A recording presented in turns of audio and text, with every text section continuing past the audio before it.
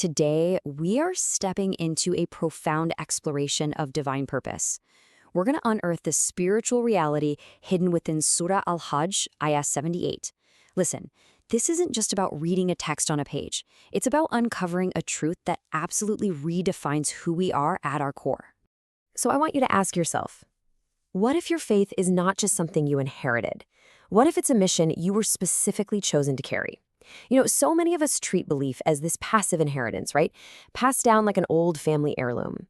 But this text, it demands we completely rethink our passivity. It challenges us to view our faith as a sacred, active calling. Section 1. The Weight of Election. The verse opens with a command that, honestly, feels immediately overwhelming.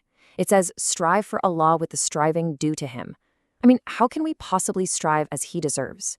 We literally cannot even adequately thank Allah for a single unseen heartbeat happening inside us right now. It feels like an utterly impossible standard. But the linguistic shifts in this verse reveal something extraordinary. Section 2. Honor versus capability. Let's look at the language.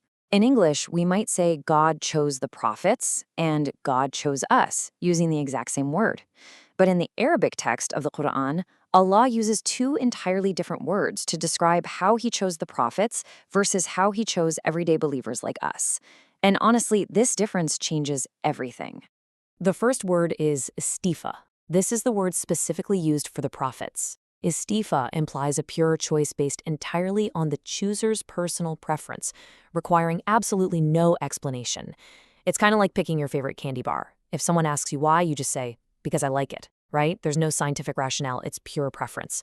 So when people questioned why a prophet was chosen from Mecca, the divine answer was istifa. He chose them, without question. But then there is ijtiba. This is the word Allah uses for us, the believers. Ijtiba means being chosen specifically because of an inherent capacity or an exact suitability for a task. Imagine a manager hiring you for a job you feel totally unqualified for, and they tell you, listen, I see potential in you that you don't even see in yourself. Or think of a mechanic reaching for a specific tool, chosen because it's the exact right fit for the job at hand. That is ijtiba. He has chosen you. Ijtibakum. I really want you to feel the emotional weight here. Out of billions of people on earth, Allah selected you for this exact mission. He didn't use the word for random preference. He used the word that means He sees a specific, latent capability inside of you. The creator of the universe looked at you and determined that you are uniquely equipped for this. Section 3. The Legacy of Ibrahim. The verse then gives us a profound identity, the religion of your father Ibrahim. Notice how Allah doesn't just call him a prophet here, He calls him our father. Now, when you're told you are carrying on the legacy of your father, you aren't just adopting some historical philosophy, you are inheriting his exact legacy, and crucially, his immense, crushing burdens. And what exactly were those burdens? Think of the trial of the desert. Ibrahim was commanded to leave his beloved wife and infant son entirely alone in the harsh, barren, unyielding sands of Mecca. No water, no shade, no passing caravans, just an empty wasteland. This is the legacy we are stepping into, the shadow of these terrifying, monumental trials. To put that into perspective, consider a modern parallel. Imagine you're picking up your family at a busy, secure airport. You're running late. You text them and they don't reply. Within minutes, the panic sets in, right? Your heart races. Now multiply that anxiety by infinity, and you only begin to approach the emotional weight Ibrahim felt. Our everyday anxieties pale in comparison, and yet Allah says we are the ones carrying His legacy. Section 4. Reassurance in Religion. So, you might be feeling overwhelmed right now, but consider the gravity of the word haraj.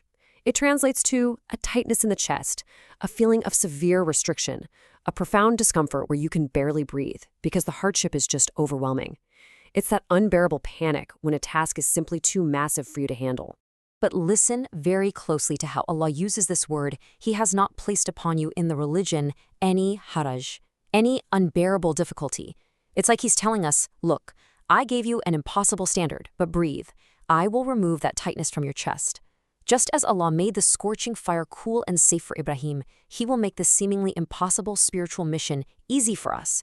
if we just step up to it. Section 5. Witnesses before humanity. Now, Surah An-Nisa presents a chilling, incredibly sobering reality. On the Day of Judgment, the Prophet Muhammad, the very man who wept long into the night begging for the salvation of his Ummah, will be brought forth as a witness. He will be forced to testify against those of his own people who abandoned the Quran. Imagine that. The thought of testifying against his own people was agonizing to him.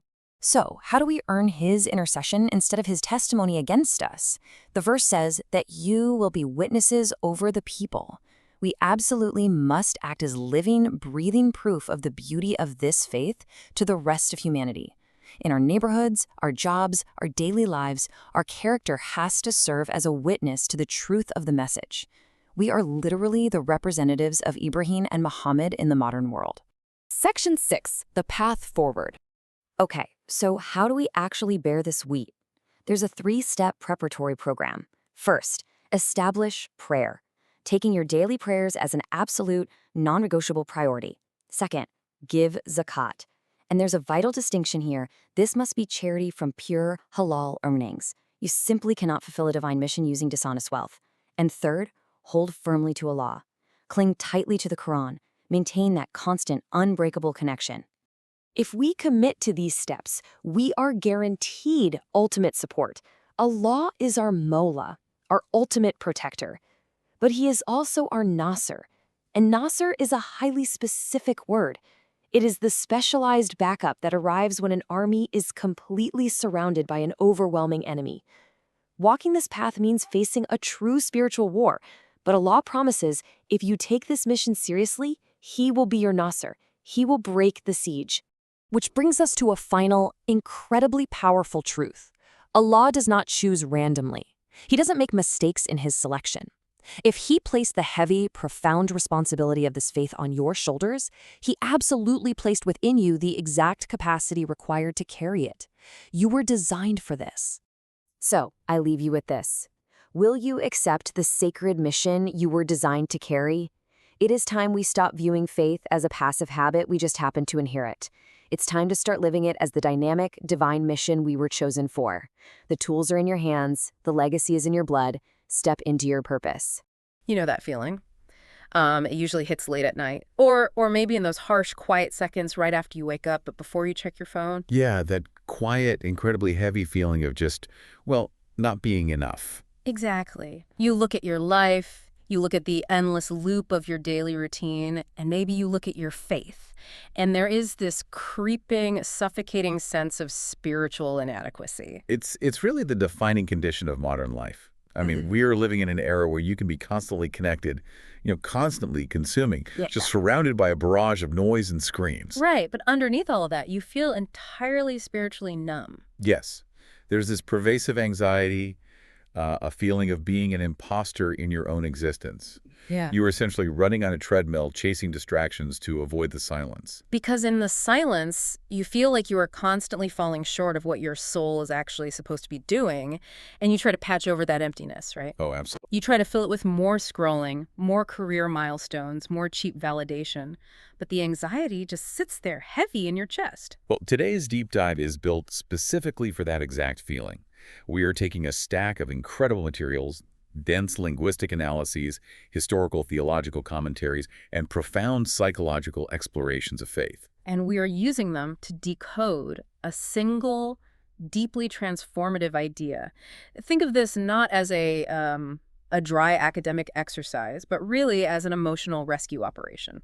That is the ultimate goal here. We are focusing all of these profound commentaries onto a single verse. It's the 78th ayat of Surah Al-Hajj. Okay, so we're looking at just one verse. Just one. Because by unpacking the psychological and historical layers of this one verse, we are going to confront a stunning, frankly, overwhelming reality. Which is the exact reason why you, specifically you, listening to this right now, were chosen to exist in this very moment, in this very specific era of human history. Let's jump right into the deep end then. Yeah. Because the verse starts with a command that, well, when you really let it sink in, it sounds entirely terrifying. Yeah, it sets a standard that just feels impossible. It says, strive for Allah as He deserves. Right. When I first sat with that, reading the theological commentaries, my heart just sank. I mean, how is a flawed, distracted, modern human being supposed to strive for the divine as he deserves? It feels like an equation set up for us to fail. It really does feel like a trap. Exactly. Until you realize that the scholars and the historical texts acknowledge that impossibility head on. It is entirely impossible for a human being to fulfill that standard. Primarily because we are functionally blind to, 99% of our own reality? At least, we walk around completely oblivious to the sheer magnitude of what keeps us alive. Yep. We can barely muster genuine gratitude for the most obvious surface-level things. Right, take something as basic as eyesight. You wake up, you open your eyes, and you don't even think about it. You just expect it to work. Yeah, but if you were to genuinely try and calculate the value of just your vision, how it allows you to navigate traffic and stay alive, how it lets you earn a living. How it lets you see the face of someone you love. Exactly. You couldn't finish adequately thanking the divine for that single faculty in an entire lifetime. And that is just one obvious macro-level function. It completely ignores the millions of microscopic, invisible miracles happening inside your biology right now. The stuff we can't even see. Yeah, the cellular replications, the oxygen exchange in your lungs, the intricate firing of your nervous system keeping your heart beating while you sleep. It's overwhelming. It is. And the psychological texts we're looking at point out something fascinating about Prophet Ibrahim in this context. Historically, he is recognized as one of the most devout, grateful human beings to ever walk the earth. Right. The ultimate example of faith. But the specific Arabic phrasing used to describe his immense gratitude, the word enam, actually indicates he was only ever able to be grateful for some of the blessings. Wow. Only some. Only some. Because the totality of divine favor is just mathematically beyond human comprehension. So if one of the greatest spiritual figures in history could only comprehend a fraction of it, how are we supposed to strive as he deserves? It brings you right back to feeling inadequate, doesn't it? It brings me right back to that imposter syndrome. It feels like you're applying for a highly demanding tech job. Okay, I like this. You walk into the interview and your resume is completely blank except for one line that says, "I know how to open a Word document." That is a profoundly thin resume for a position with the highest possible stakes. Right. That is your entire spiritual qualification. And the interviewer sits across from you, looks at this blank piece of paper, and says, "For this role, we need someone with 10 years of advanced machine learning experience, fluent knowledge of 6 programming languages, and the ability to build a mobile operating system from scratch." You would just sit there burning with shame. You'd want the ground to open up and swallow you. Yes. But before you can apologize and walk out, the interviewer looks you dead in the eye and says, "You're hired. Start tomorrow." Wow. Your immediate psychological defense mechanism would be to assume there was a clerical error. You would immediately argue against your own success. You'd say, "Look, I am wildly underqualified. I don't have the skills. I am going to ruin this." But the interviewer cuts you off. Exactly. They say, "I see a potential in you that you cannot see in yourself. I know exactly what you are capable of, and I will make the path easy for you." That emotional whiplash from total inadequacy to being entirely chosen is the exact dynamic happening in this verse. But it leaves a massive lingering question. If we are so wildly underqualified, why are we picked? This is where we have to look closely at the linguistic analysis provided in the source texts, because the Arabic language offers a devastatingly beautiful answer to that question. Okay, break that down for us. Well, in English, the word choose is remarkably flat. You choose a meal from a menu, you choose an outfit, you choose a political candidate. They're all treated as the same action. Right, it's just a generic selection. But Arabic possesses highly distinct words that specify the exact mechanism and reason behind a choice. And the commentaries highlight 2 specific words for choosing. The first is istifa. Let's break down istifa, because understanding this sets up the entire realization later on. So istifa comes from a linguistic root associated with purity. It describes a choice made purely out of the personal preference of the one doing the choosing. Okay. Crucially, it's a choice that requires absolutely no justification or explanation to anyone else. It is selection by divine prerogative. The analogy that helps me grasp this is, think of an artist painting a canvas. Sure. The artist decides to paint a massive section of the canvas, a highly specific shade of cerulean blue. If an art critic walks up and demands to know, why this specific blue? Why not indigo? Why not crimson? The artist doesn't have to provide a mathematical breakdown of color theory. Exactly. The answer is simply, because I am the artist, it brings me joy, and this is the color I selected. That is istifa. That captures it perfectly. And historically, the commentaries show that Allah uses the word istifa when he talks about choosing his prophets. Because people were questioning that choice, right? Yeah. Oh, it was a massive point of contention. The Quraysh, the ruling elite in Mecca, they were furious. They demanded, why was this monumental revelation given to an orphan? Why not a king? Exactly. Why not one of the wealthy, influential power brokers from the great cities of Mecca or Taif? Other factions demanded to know why the final messenger was an Arab rather than someone from their own ancient lineages. And the divine response, linguistically, is essentially, this is istifa. I chose him. It is my prerogative, and I owe you zero explanation. Precisely. But, and this is the detail in the linguistic analysis that gives you absolute chills, when the verse talks about choosing you. The ordinary, distracted, anxious believer sitting in traffic or listening to this while doing the dishes. Right. Allah does not use istifa for you. He uses a completely different word. He uses the word ijtaba. Ijtaba. So what is the psychological and linguistic mechanism behind that specific word? The root of ijtaba is deeply tied to the concept of assessment. Historically, it's related to assessing who genuinely has the means and the capacity to pay a specific tax. Oh, interesting. So it's about capability. Exactly. A government doesn't demand property tax from someone living on the street. They assess who inherently possesses the capacity to fulfill the duty. So it's not arbitrary. No. Ijtaba does not mean choosing someone just because you prefer them. It means choosing someone or something because they possess the exact, inherent, perfectly engineered capability required to execute a highly specific task. It's the difference between grabbing a hammer just because you like the color of the handle versus opening a massive toolbox because you have a highly complex star-shaped screw. Yes. You dig past the hammers, the wrenches, and the flatheads until you find the exact, hyper-specific, star-shaped screwdriver perfectly engineered to lock into those exact grooves. That is exactly it. Out of the billions of human beings who have ever lived across millennia, Allah looked at the incredibly complex architecture of your specific soul. Right. He looked at all your messiness, your modern anxiety, your unique traumas, and your specific strengths, and he utilized ijtaba. He determined that you are exactly equipped to carry the heavy truth of faith right now. So you are not a random byproduct of a chaotic universe. Not at all. You were perfectly designed for the darkness of the era you were born into. That shifts the ground right out from under you. I mean, it cures the imposter syndrome instantly because you realize your existence is a calculated, deliberate decision. But it replaces that imposter syndrome with something else. A terrifying sense of responsibility. You aren't an accident, which means you have a job to do. And honestly, looking at the sheer overwhelming state of the modern world, the task feels brutal. It does.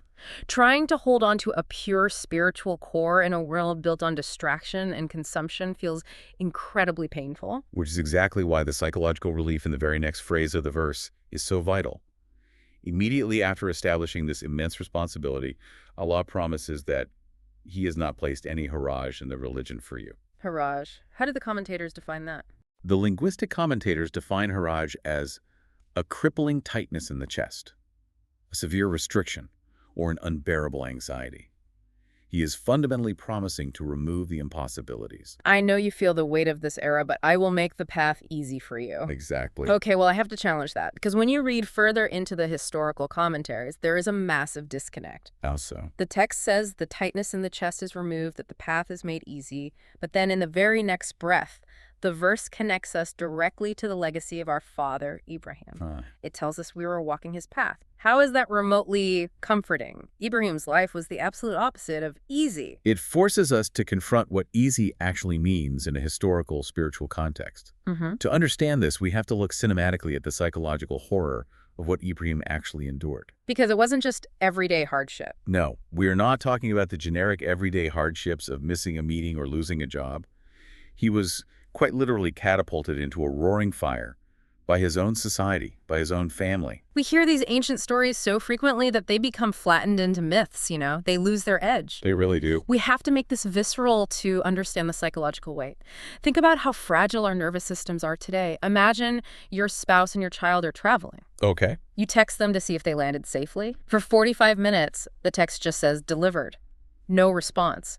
Think about how quickly your chest tightens. Your breathing gets shallow. your mind instantly races to the most catastrophic scenarios. The anxiety is physically paralyzing. And that is just from 45 minutes of silence in a safe, modern environment. Right. Now take that biological panic and multiply it by infinity. Imagine receiving a divine command to walk your wife and your screaming, helpless infant into a scorched, utterly barren wasteland. No roads, no water, no shade. No cell service, just endless lethal heat. And then you were commanded to turn your back and walk away, leaving them completely alone in that void. The psychological torment of taking those steps away from your weeping family. It defies modern comprehension. And the trials escalated far beyond even that isolation. Consider the trial of the sacrifice. Exactly. Think of the pure adrenaline spike you get if you see a toddler wandering toward a busy street or reaching for a hot stove. You don't even think. You sprint, you knock over furniture, you dive to snatch them out of harm's way because your fundamental instinct is to protect them. Now imagine the sheer, unfathomable psychological endurance required to hold a blade to your own beloved son. It breaks the mind just trying to process it. But this is the profound emotional realization that the source material guides us toward. Why does mentioning the nightmare of Ibrahim's trials make our path easy? Because Ibrahim survived the ultimate, unimaginable extremes of human psychological and spiritual testing. Yes, he absorbed the most catastrophic emotional blows a human can endure. He walked into the literal fire. He faced the isolation of the desert. He shattered the idols. He did the heavy lifting. He cleared the jungle. Precisely. The wilderness has been cleared. When the verse promises that the path will be easy for us, it is a relative historical promise. So we're not being asked to walk into a literal physical fire. We are not being commanded to abandon our infants in a lethal desert. Our internal struggles, our modern anxieties, our battles with screen addiction and emotional numbness, while they feel incredibly heavy to us, are deeply cushioned. By the monumental spiritual infrastructure our father Ibrahim already built, with his own blood and tears. We are walking on a paved road solely because he absorbed the thorns. Which brings up a really painful question. If the road was paved by his sacrifices, if the path was made relatively easy, why are we collectively failing so badly? It's a hard question. Why is the defining characteristic of our generation this hollow, spiritual emptiness? The historical texts point to a tragic phenomenon of generational amnesia. We are suffering from profound spiritual blindness because we are desperately seeking comfort in the very systems and distractions that are designed to empty us out. Can you give an example from the texts? Look at the historical reality, documented just 60 or 70 years ago in colonized lands across the world. You had entire populations enduring brutal subjugation, but their spiritual cores were forged in iron. They were awake in the middle of the night, weeping in dark mosques. And to add to that, the texts are very clear. They weren't weeping for economic dominance or global power. Not at all. They were enduring imprisonment and poverty, begging the divine for freedom for one highly specific reason, so they could preserve the simple, unadulterated declaration of faith, La ilaha illallah, for their children. That was the ultimate prize. That was what mattered. They bled to keep that spiritual inheritance intact. And no. Yet, if we analyze the psychological shift over just 2 or 3 subsequent generations, the amnesia is staggering. Their descendants, who inherited this faith without having to bleed for it, now willingly and eagerly seek to assimilate Into the exact values, the exact aesthetics, and the spiritually hollow worldviews of the cultures that historically sought to erase them. There is a brilliant psychological parallel drawn in the commentaries to the story of Moses and Pharaoh. Oh, right. Pharaoh was a master of propaganda. He convinced his society that Moses was a dangerous radical trying to ruin their perfect, civilized, ideal society. And today, we do the exact same thing to ourselves. We trade this immense, hard-won spiritual inheritance, paid for by the tears of our ancestors, for cheap, fleeting, modern validation. We contort ourselves to fit into a spiritually barren culture that views our faith as an obstacle to progress. And then we sit up at night wondering why we feel so desperately empty inside. It evokes a profound sense of shame when you truly grasp what was sacrificed so you could simply hold this faith in peace, and how casually we discard it for social currency. It really does. And this leads us to the most terrifying reality discussed in the psychological commentaries, the concept of ultimate accountability. Because when we abandon this path, We are not just failing ourselves. We are betraying a legacy of immense love. The emotional stakes of the commentaries skyrocket when they discuss the Day of Judgment. They really do. We have this built-in, almost arrogant assumption that the Prophet Muhammad will simply intercede for us. We think of him as our automatic safety net. Oh, he loves us, he will save us. But the theological texts reveal a devastating truth. He will be called as a witness. And for those who actively abandoned the Quran, who traded their spiritual inheritance for the illusion of modern success, he will be forced to testify against them. To understand the crushing weight of that, you have to understand the sheer magnitude of his love for his community. Yes, this is a man who would spend entire nights in the dark, his feet swelling from standing in prayer, weeping until his beard was soaked, begging the divine for the salvation of people who hadn't even been born yet. There is a historically documented moment that captures this perfectly. The companions were reading the Quran to the Prophet, and they reach a specific verse from Surah An-Nisa. That moment is just heavy. It is. The verse describes how on the Day of Judgment, a witness will be brought forward from every single nation, and the Prophet will be brought forward as a witness against his own people. The psychological reaction he has to hearing this verse is devastating. He couldn't physically endure the thought of it. Upon hearing that he would have to testify against the very people he spent his entire life agonizing over, the Prophet broke down. He began to weep uncontrollably. He put his hand up and begged the companion reading the verse to stop. He cried out, "Enough, enough, enough." It forces you to confront an incredibly painful psychological mirror. Can you bear the thought of disappointing someone who loved you with that much intensity? Wow. Can you bear the thought of looking into the eyes of someone who wept for your salvation in the middle of the desert centuries ago, and knowing that you threw away everything he suffered for just so you could feel accepted by a society that doesn't even know your name? It makes you feel entirely exposed. It strips away all the modern excuses. The spiritual numbness we feel isn't just a side effect of using our phones too much. It is the symptom of a massive, critical, internal crisis. We are starving our own souls. So, if we are trapped in this crisis, how do we survive it? How do we ensure that when that day comes, he testifies for us and not against us? Well, the profound beauty of this verse is that it does not leave you drowning in despair. It immediately provides the exact, actionable toolkit required to heal that numbness and return to your purpose. It outlines 3 non-negotiable steps, right? Yes. First, establish the prayer. And this isn't just a ritualistic command. Psychologically, prayer is the ultimate grounding mechanism. In a world actively trying to distract you into oblivion, prayer forces you to physically stop. Exactly. Disconnect from the noise and reorient your internal compass 5 times a day. The second step is giving zakat, the obligatory charity. But the commentaries put a massive spotlight on the underlying mechanics of this. It must be from halal or permissible earnings. And this isn't just a legalistic rule. It is a profound psychological insight into how the soul heals. Yeah. Because you cannot heal a spiritual wound by applying poison. The psychological texts argue that if you are earning your living through exploitation, through deceit, or through prohibited means, every dollar you consume builds a thicker wall between you and the divine. You are feeding your physical body with spiritual toxicity. You cannot compartmentalize your existence, acting ruthlessly and unethically in your business life, and then standing on a prayer mat, expecting to feel inner peace. The spiritual connection requires absolute purity in how you interact with the material world. And the third step is to hold fast to Allah, which means aggressively clinging to his words, the Quran. Because if you implement these 3 steps, if you ground your mind with prayer, purify your physical existence with clean earnings, and anchor your intellect to revelation, you arrive at the ultimate payoff of this entire deep dive. At the very end of the verse, Allah promises that if you do this, he will be your Mawla, your protector, and your Nasir. Nasir. When I hear that word Nasir, I don't just think of everyday help. The linguistic root is so much deeper than that. It is a highly specific, overwhelming type of assistance. Yeah, like if I am moving to a new apartment and you help me carry a couch, that is help.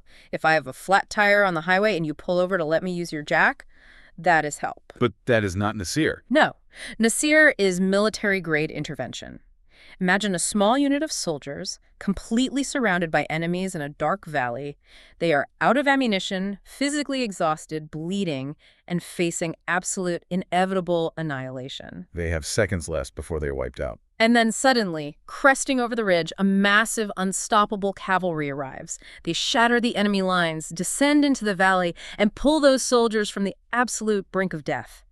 That reality-altering rescue against impossible odds, that is Nasir. And if we apply that concept to the psychology of the modern listener, Yeah. we have to identify the enemy currently surrounding you. It isn't an ancient army with swords. No, it is your own internal war.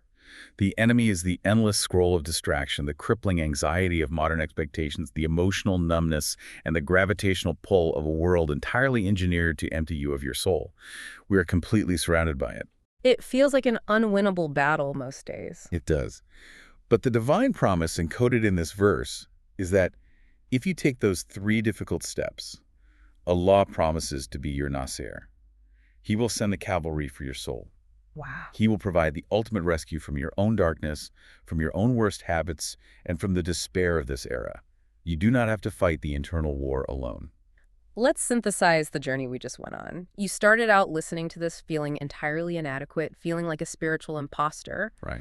But then you realized, through the concept of ijtaba, that out of billions of people, you were custom selected. You were specifically, deliberately engineered to exist right now, equipped with everything you need to carry this light in an era of profound darkness. You realize that the terrifying impossibilities of the path were already absorbed by Ibrahim, who walked through the literal fire, so your internal journey could be easier. You confronted the agonizing reality of the prophet's tears and the immense love that demands your loyalty. And finally, you received the absolute guarantee of the ultimate rescue. In a world where trends evaporate, where modern validation leaves you hollow, and where people will inevitably abandon you, the divine never will. He is your Mawla. He is your Nasir. It is a realization that completely shatters how you view your own existence. You are not a random byproduct of a chaotic universe. You are an intentional, highly capable creation with a vital spiritual mandate. Which brings us to the lingering thought we want to leave you with today, something to mull over when you are sitting in the quiet tonight. If the creator of the universe looked at the incredibly complex, messy architecture of your soul, Your specific traumas, your unique strengths, your modern anxieties, and he decided, using Ijtaba, that you are the exact, perfectly designed instrument needed to carry his light in this specific era of darkness, what exact piece of his work were you put here to do today?